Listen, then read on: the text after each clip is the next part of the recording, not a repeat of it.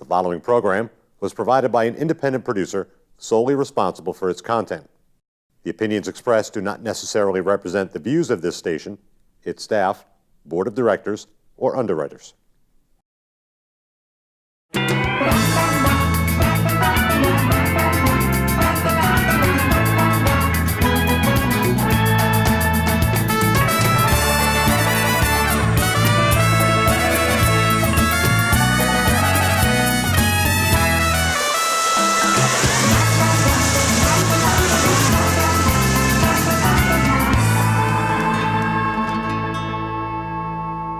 Hey everybody, welcome to the Happiness Jungle TV show. CamiBaker.com in the house. I'm fabulous fierce and I'm on fire today. Yeah. And I'm excited to have Megan with me. Megan and I met at an event about a month ago at a men's fashion networking event. Yep. And Megan was there because she is now running the Boston Men's Networking Group. Yep. And so you were there representing, looking for the men to be in the group.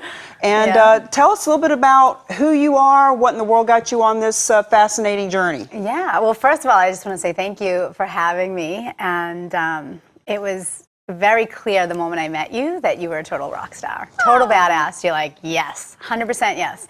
So I'm honored to be here today. So yeah, I have a very eclectic background. I studied a lot of somatic psychology for my undergrad. I was in Boulder for 4 years and then Denver for 4 years, so out in Colorado for 8. Beauty, I grew up fierce, and brains. Triple threat. Triple threat. So I love, grew up in Boston, so I love being back here. And I was one of the co-founders of the Boston Business Women's Conference that we threw. So we now have 17,000 women in the Facebook group. 17,000 women in the Boston Businesswoman. So Facebook I'm a co-founder group. of that group, right? So during my time there, it became really clear that there wasn't anything like that for men, a community, a place to get together and work on personal and professional development and skill sets that maybe aren't there yet. And I didn't think it was going to be my gig, right? You hear about a need and you're like, yeah, there's definitely a need in the market, but I never took it, as something I would own.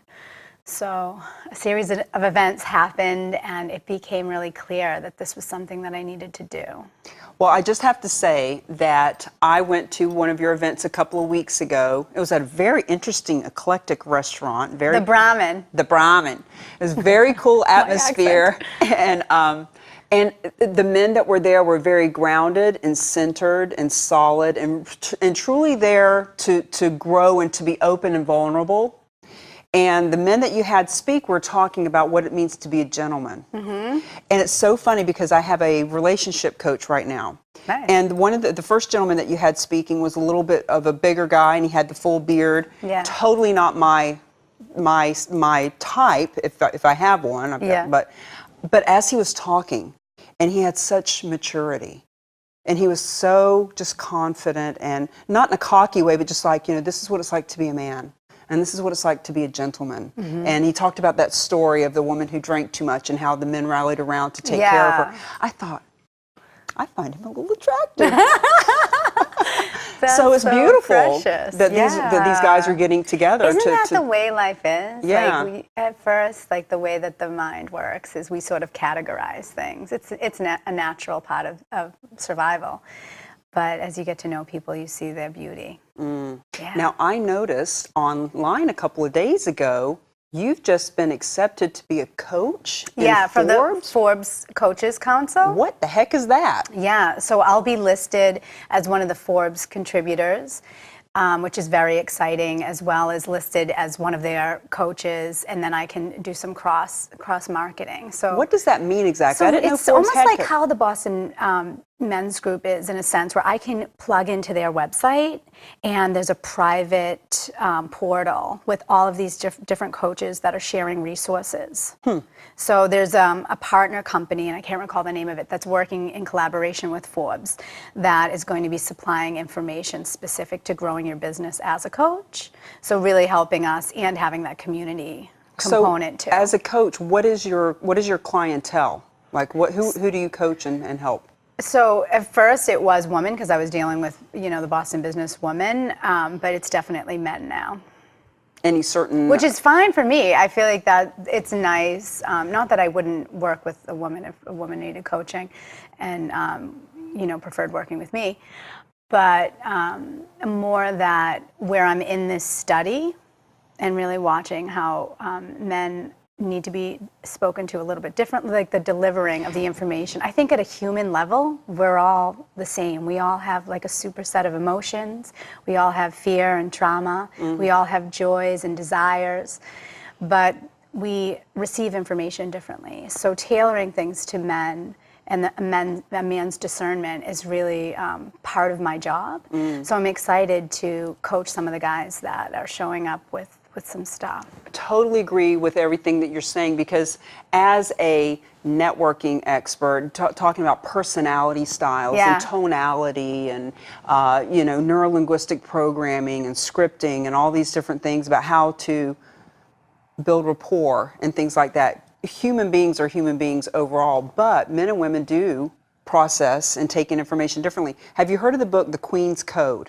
Yeah, I'm reading something else by her right now. Actually, I just probably got through 2 hours more. I'm almost at the end, and I get to the end, I'm like, I don't want it to end. Do you get like that on books? Like, I get to the end, I'm like, don't end. Well, and the Queen's Code, they did it with video. So they had a book group, book club that was reading the book, and then at the end of every chapter, they had like a 45-minute video with the people in the books club asking her questions. Oh, I love it. And the one thing that I think about it almost every day is the very first chapter, she says, listen, we're going to teach you some language of how to speak with men and to men in a different way. But before you go any further, you need to promise to put your sword down. Yeah. Because women have been castrating men. Yeah. And you're stupid, or you're not good enough, or she says in it, she says even just by picking up the bill and paying the bill, or not letting a man open the door for you in certain different ways is a way of castrating and not letting them be who they want to be, a protector, they want to be your hero, they want to help. And by not letting them open the door in some ways, you're actually taking their power away. And I think about that because I do that a lot. Yeah, because we're strong. When you're strong and when you've been sort of positioned to take care of yourself in certain ways, a lot of women end up, taking on what would be considered masculine traits. Like, I got this, I can carry my own groceries or open my own door or make my own money or whatever it is. But when a man sees that as a way that he can actually give to you, it's more powerful to receive than it is to be like, oh, I got this on my own. So that is actually a greater strength, that a woman, if she can be vulnerable, allows him to feel well and whole, and not necessarily, or not in any way, superior. And it's not a power play. No, yeah. I went to an event in Costa Rica about 4 years ago, and we were creating some possibility, and me being in my I manifest, and somebody said, well, how about if you receive? I was like, that's such a paradigm shift from manifesting to receiving. But you think, if you're manifesting and creating and making something happen versus I'm just open to receive. I receive all that I want, and all that I want is for the greater good, including myself. That's my mantra that I got from it. I love it. So if I'm open to receive, then I don't have to manifest, because if I'm open to receive, everything I want is just going to come to me anyway. I'm receiving that. I'm receiving that. It's so good. Talk to me about this, the degree and all the. I didn't know. I didn't know it was in such presence of such just a well-educated, like your head. Like, I could just see your. I don't know. I could see your wheels turning. So what's that all about? What's my your degrees? history? Where'd you come from? So I told my whole story last night. We had the focus group with the men, which was fantastic. I started meditating when I was 7. Get out. Yeah, so we started, obviously it was my mom. It wasn't me like, let's go meditate, right? Because I wouldn't have known. I mean, it would have been like, let's draw and paint.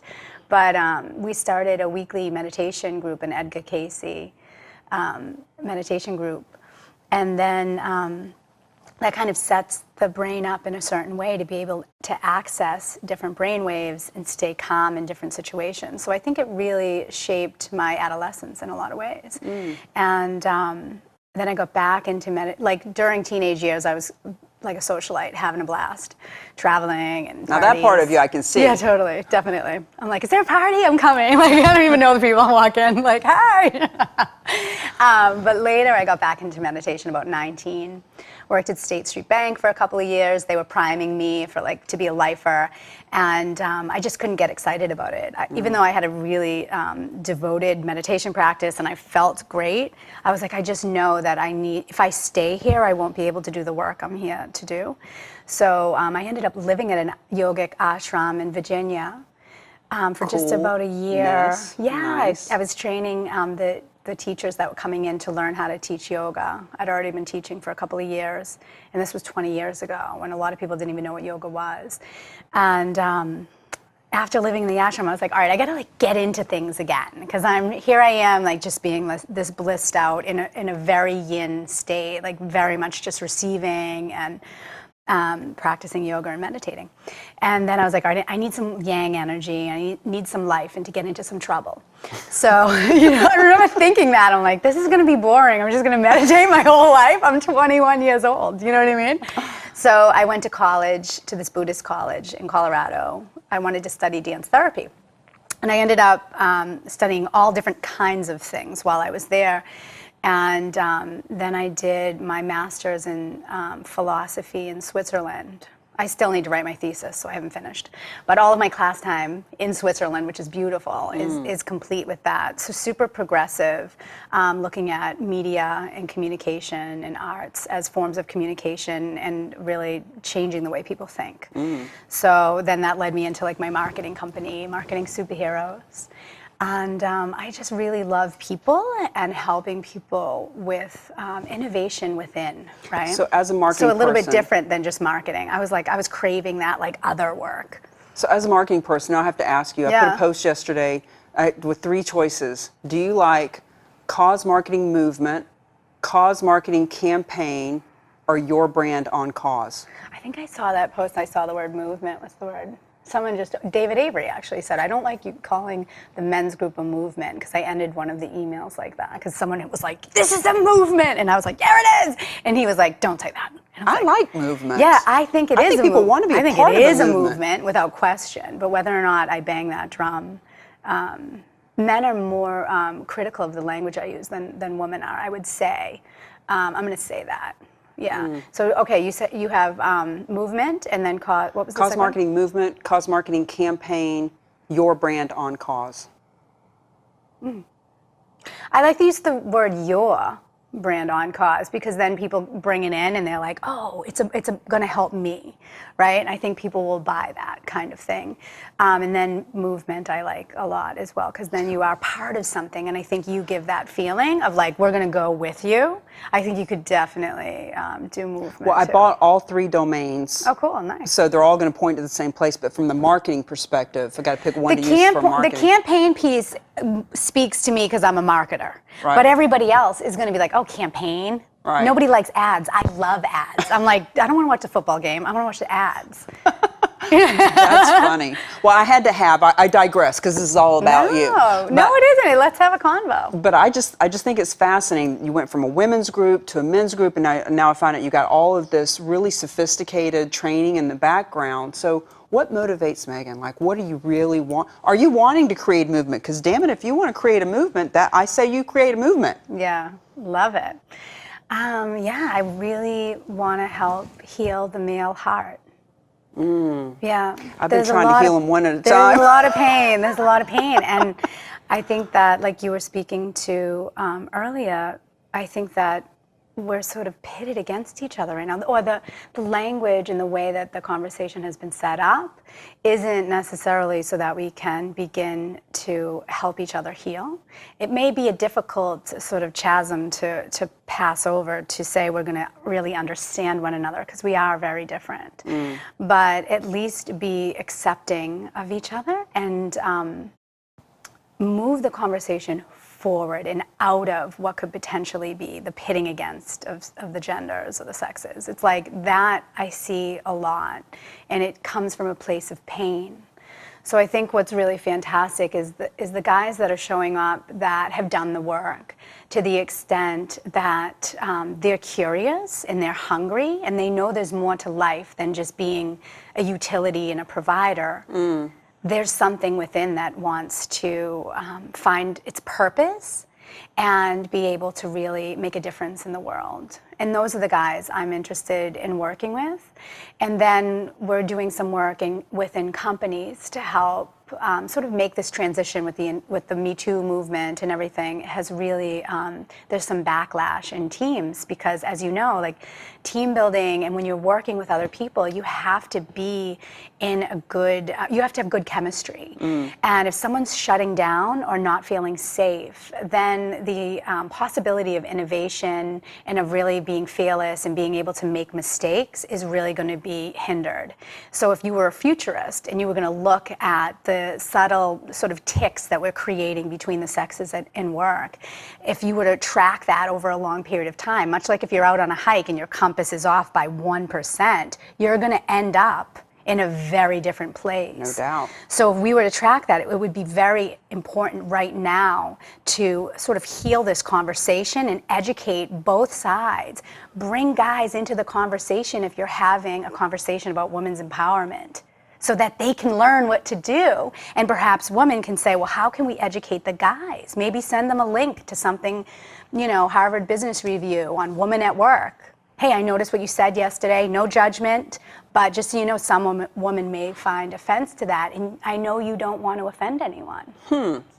So when you're doing the group, there's going to be all these different topics that come out, maybe breakout sessions, maybe weekend retreats around that type of thing. Yeah, we've been asked to do weekend retreats, and as well as going into companies, and then we're also doing the socials, which are really accessible to anyone, right? It's really weighing out how much can be done, how fast. So one big piece is the membership, because that I feel like it's online. So you can tap into this network, and I'm going to be promoting the guys that are the members, which is nice because they can show up as leaders. So they'll be leading some of the conversations, and then we'll have a book club and monthly challenges like practicing looking at unconscious bias, practicing giving compliments to other people, and things like this, like challenges between the guys. I think it'll be a really nice way to have some fun coaching online. And then the other piece is going to be some deeper stuff that we'll do, like you're mentioning, maybe some workshops.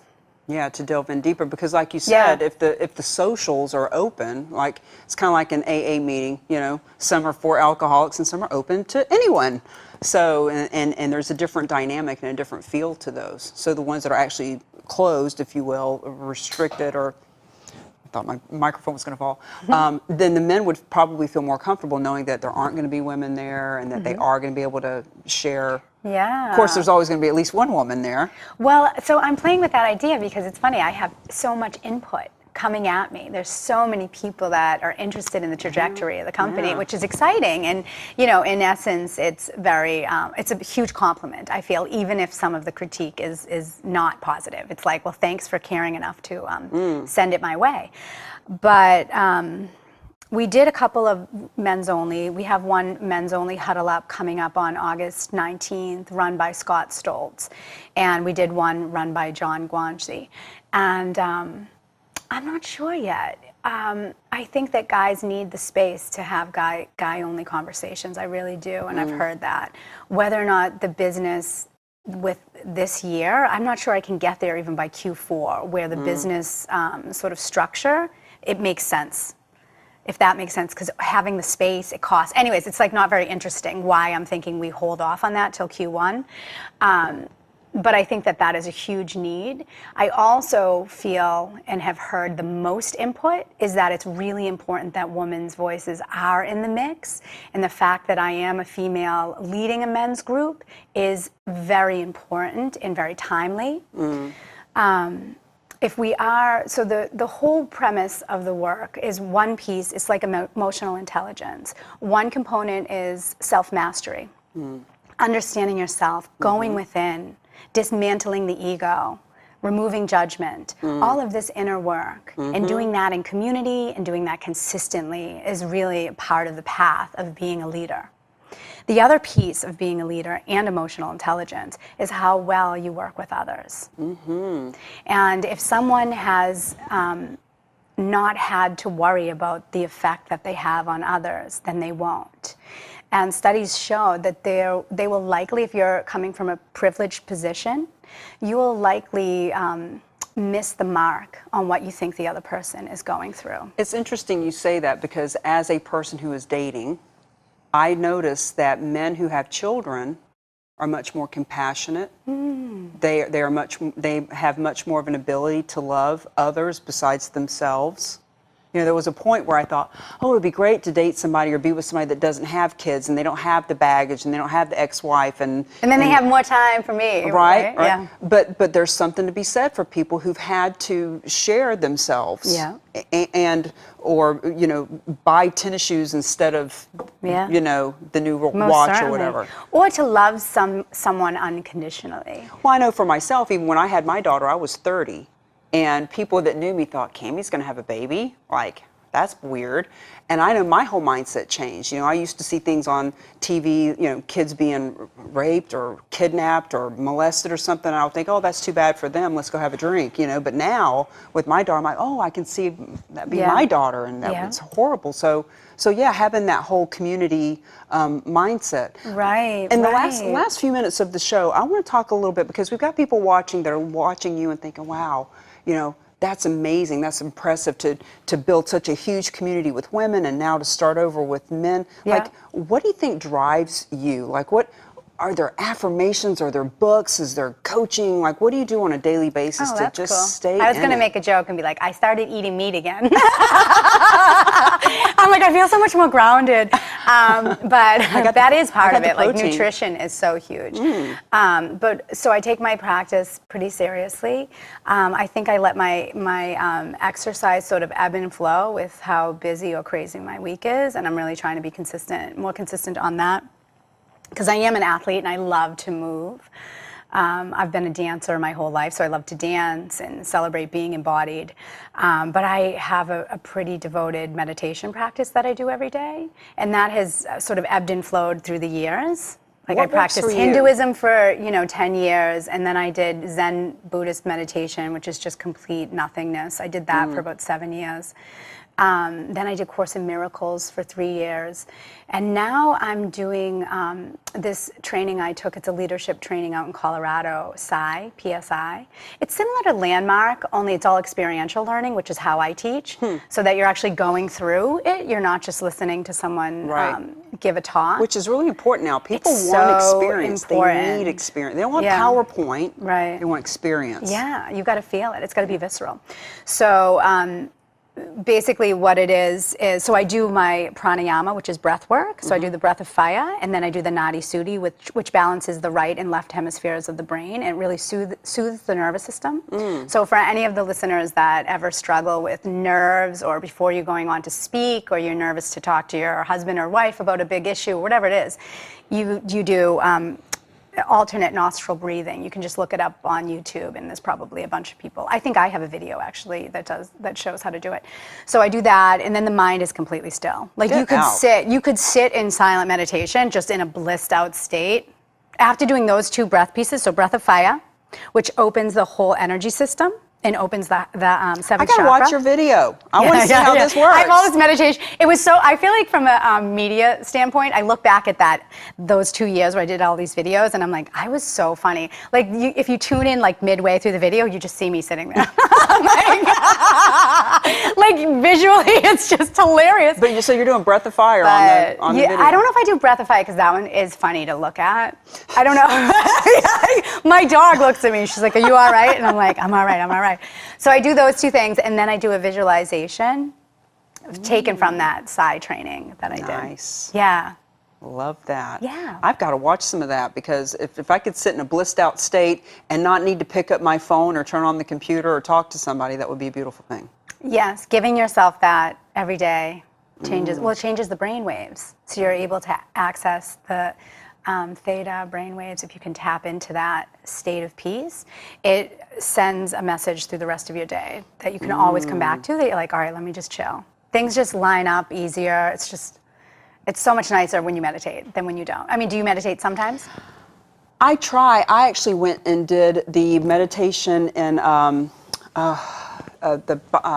in the Berkshire Hathaways, Berkshire Hathaways, in the Berkshire Mountains.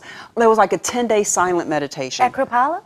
No, it was in the Berkshires. But anyway, 10 days, totally silent, no eye contact. Oh my God, that's so great. Right? Yeah. And you know what I found out? I found out that we have a lot of small talk that is totally unnecessary. Yeah. Like 10 days of not talking, not writing, not looking anybody in the eye, just going to the pagoda and all of that was just amazing. So I've tried all that, and they say that meditation is anything that helps you to just get out of yourself. And so pulling weeds or washing dishes can be meditation. Yeah. Yeah. Yeah. As long as you are using the practice consciously, because you can also be really washing dishes and having a miserable time or thinking about the future or the past. So really about staying present in the moment. And one easy way to do that is by tracking your breath. And then you could literally think of all of your life as being a meditation. You're like, I'm driving and I'm breathing. It's funny you say that, because for me, meditation is dancing and driving. Nice. I love driving. I love listening to music or listening to Tony Robbins or Les Brown or something in the car. And when you talk about dancing, we've talked about this a little bit, got to go do some ecstatic dancing. Right. Because I'll go down to Vincent's in Randolph. Oh my God. And I just do my own ecstatic dancing for like 2 hours. I close my eyes, I have no interest in talking to anybody or dancing with anybody, just do my own thing.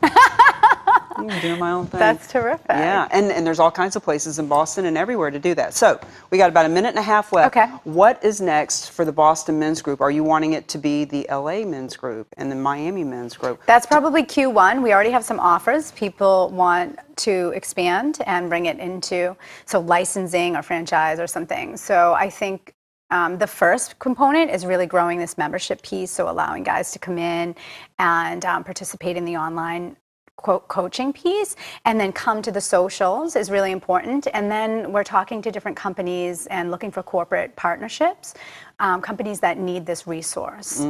That's really like the next phase for us. Well, I know when I first met you, I was asking you, is it something like the Mankind Project? Yeah, so whether they're doing great stuff. Whether it's a project or a movement or whatever we want to call it, we all need tribe. We all need to feel like we are connected. We all need to feel like we're part of something, which is what the Happiness Jungle is all about. Woo, woo. Being happy in the jungle, because it's a jungle out there. Yeah. And so on this show, we're always looking for people to inspire and give us things to think about and consider and ponder. And I, for one, as I said in my review for you about your group, I am awake, I am aware, I am on purpose, and I love meeting other people that are, especially the men. So thank God for people like Megan who are helping us to be awake and aware. Welcome to the Happiness Jungle. Thank you for being happy with us.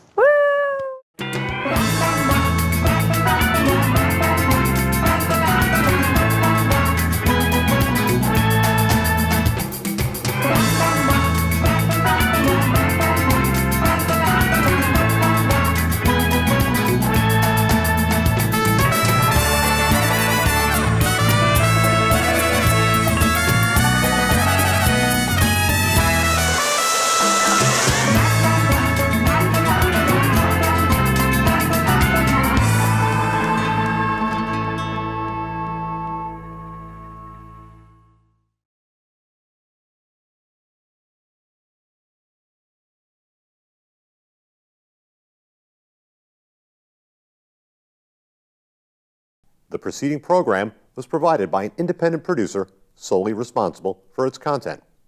The opinions expressed do not necessarily represent the views of this station, its staff, board of directors, or underwriters.